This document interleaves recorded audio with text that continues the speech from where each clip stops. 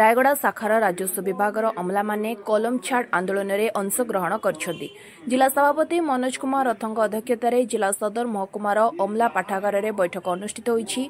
जो पर्यंत सरकार आमर दाबी पूर्ण न करछन्ती से पर्यंत समस्ते छुट्टी रहे बोली निष्पत्ति ग्रहण करछन्ती। 10 दफा दाबीगुड़िक मध्य जिला स्तर में कार्यरत राजस्व अमला मानक मूल दरमा आरएसपी 2017 मसीहा नियम अनुजाई लेवल 9 को वृद्धि करा जाऊ।